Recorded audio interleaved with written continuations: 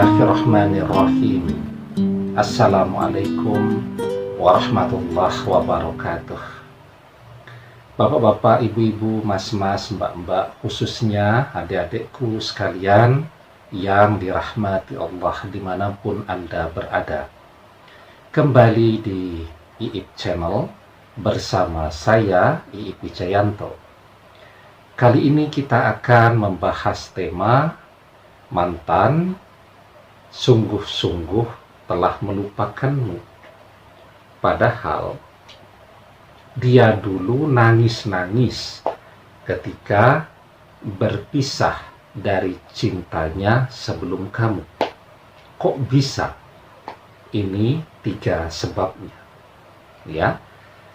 Jadi kita menemukan mantan ketika mantan baru saja berpisah dari cintanya sebelum kita, atau dari mantannya mantan. Ya, misal seorang wanita yang baru berpisah dari suaminya yang mengkhianatinya. Ya, jadi suaminya ini sudahlah dibiayai semuanya oleh orang tua dia. Rumah dibelikan, mobil diberikan, kemudian disekolahkan lagi biar lebih pintar, biar cepat kaya, dan seterusnya. Nggak taunya malah berselingkuh dengan teman kuliahnya, ya, sehingga kemudian mantan kecewa, orang tuanya marah, akhirnya mereka berpisah. Tetapi saat kita ketemu dengan mantan, kita tahu persis bahwa mantan masih terus nangis-nangis kalau cerita tentang mantannya. Mantan masih terus marah-marah kalau ingat atau kalau cerita tentang selingkuhan mantannya. Ya, padahal kan seharusnya ketika dia sudah bertemu dengan kita, seharusnya dia sudah tidak marah dengan mantannya, dengan orang ketiga yang merebut mantannya dari mantan. Ya, jadi banyak mantan ini. Ya, seharusnya dia sudah tidak marah lagi karena sudah menemukan kita. Artinya apa? Perpisahannya dengan mantannya itu kan seharusnya jalan bagi dia untuk ketemu dengan kita. Nah, tetapi ternyata dia masih nangis-nangis saja. Mungkin kita sampai telinganya sakit, ya, harus mendengarkan terus dia marah, curhat, kecewa tentang mantannya, tentang selingkuhan mantannya, dan seterusnya tadi. Nah, setelah itu kita bersama dengan dia, kita berusaha agar dia bisa bangkit, agar dia bisa kembali mengejar cita-citanya. Nggak taunya setelah dia sukses, dia berhasil, dia melupakan kita begitu saja, dia berpaling dari kita. Kok bisa? Nah, sesungguhnya ada 3 sebabnya. Yang pertama, ya, ketika kita masuk ke dalam kehidupan mantan, mantan belum move on dari mantannya atau dari cinta sebelum kita. Dia belum melupakan. Apalagi baru saja berpisah, masih kecewa-kecewanya, masih marah-marahnya. Orang yang sedang marah dan kecewa, yang sedang stres, itu dia akan mengambil pilihan, biasanya tergesa-gesa.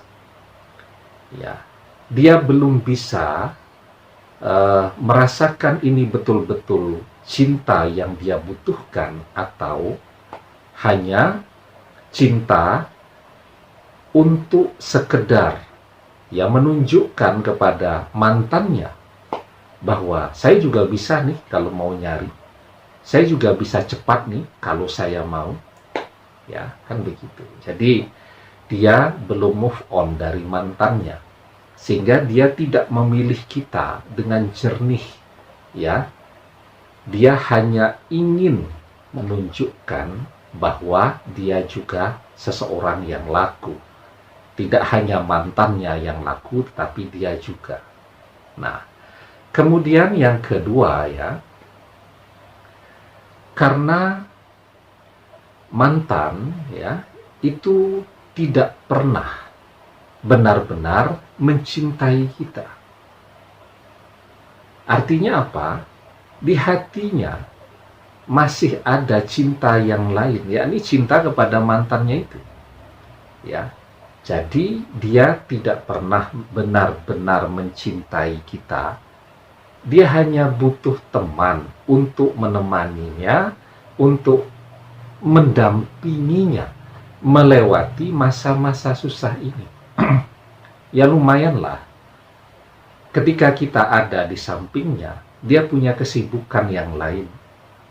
Ketika kita ada di sampingnya, dia punya teman bicara, dia punya teman curhat, dia punya seseorang yang bisa disuruh ke sana kemari.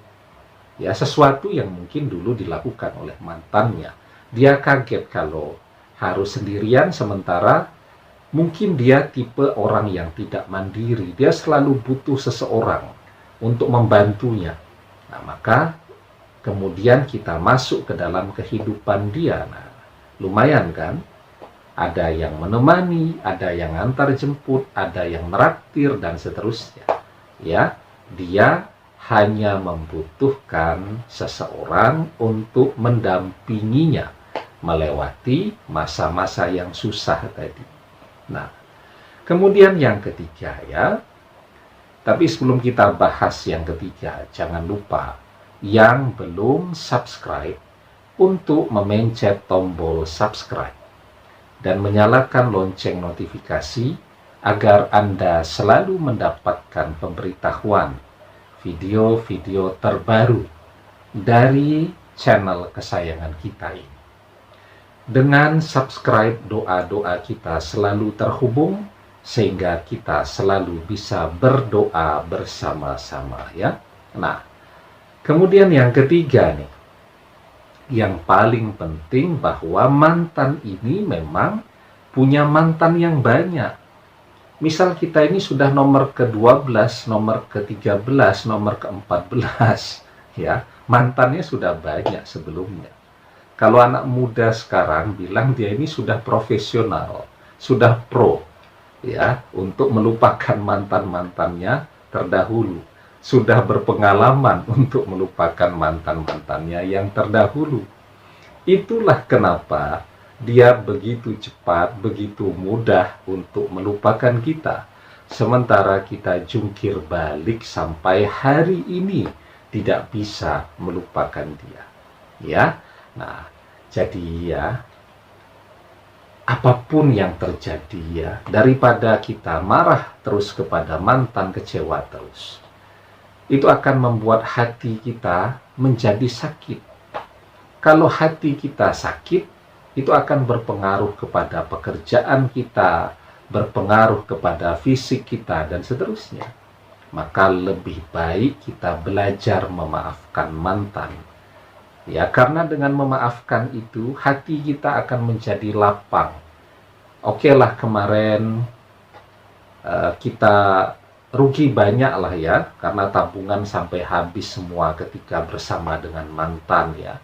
Ya, kita anggap itu sedekah untuk dia, semoga jadi pahala untuk kita. Kan kita membayari dia kuliah, membayari dia servis sepeda motor, ya, membelikan dia baju baru, sepatu baru, ya, berbagai kebutuhan dia, kita anggap itu sedekah.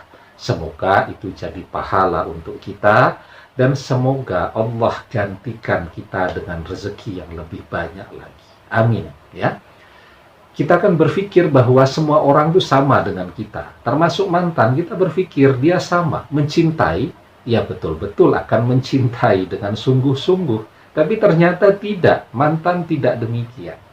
Ya, nah itu menjadi pengalaman berharga untuk kita juga ya, agar di kemudian hari ya, kita bisa lebih berhati-hati di dalam mencintai seseorang. Ya, dan kita belajar memaafkan agar kita sehat selalu. Ya, dengan hati kita lapang, kita bisa berpikir ya untuk mengembangkan diri kita agar kita menjadi seseorang yang lebih manfaat lagi.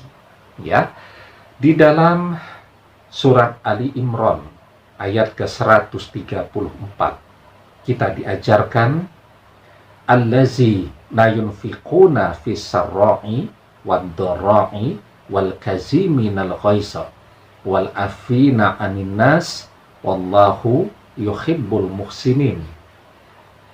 Yaitu orang-orang yang menafkahkan hartanya baik di waktu lapang maupun sempit, dan orang-orang yang menahan amarahnya dan memaafkan orang. Allah menyukai orang-orang yang berbuat kebajikan. Ya, insya Allah dengan segala yang telah kita lakukan, semoga Allah mencintai kita. Ya, kita menafkahkan harta kita, sedekahkan untuk mantan. Kemudian kita juga menahan amarah kita dan kita memaafkan mantan. Maka semoga Allah meridhoi semua yang sudah kita lakukan. Semoga jika Allah ridho, apa yang menjadi harapan kita mantan kembali kepada kita bisa terkabul. Demikian, semoga bermanfaat. Wallahu a'lam bissawab, billahi taufiq wal hidayah. Assalamualaikum warahmatullahi wabarakatuh.